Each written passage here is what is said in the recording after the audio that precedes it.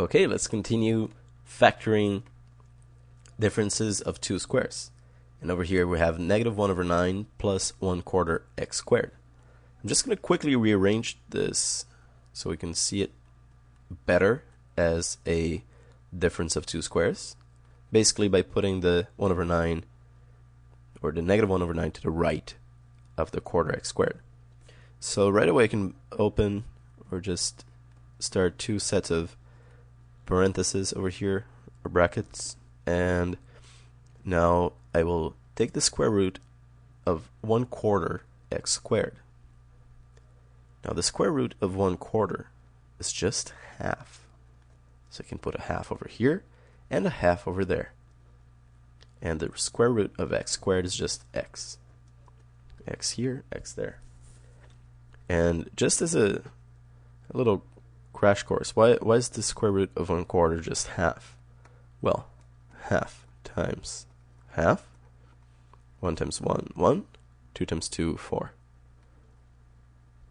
So half times half is a quarter. Therefore, the square root of a quarter is just half. Anyways, so let's continue. Now I want the square root of 1 over 9. That'll be 1/3. So I can put a plus over here and a minus over there, and we're done.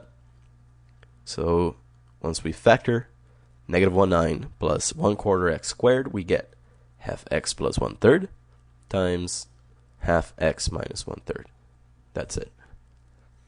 And just very quickly, let me show you that 1/3 times 1/3 is just 1 over 9, right? Because 1 times 1 is 1, 3 times 3 is 9.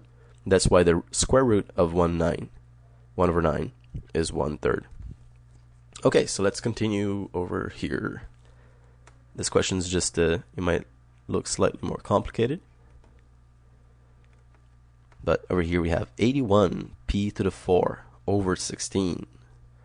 Well, what's the square root of that?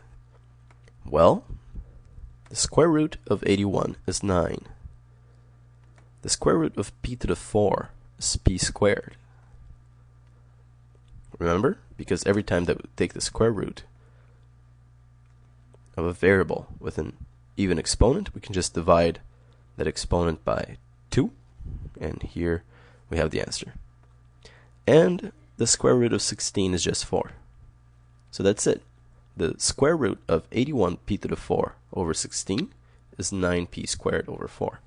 So put another 9p squared over 4 over on the right side here. And now I just need to take the square root of 49 over 25. Remember that the square root of 49 is 7. And the square root of 25 is just 5.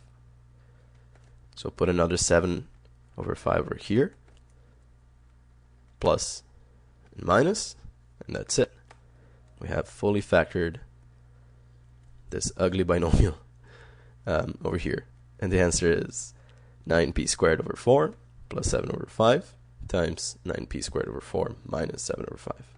That's it.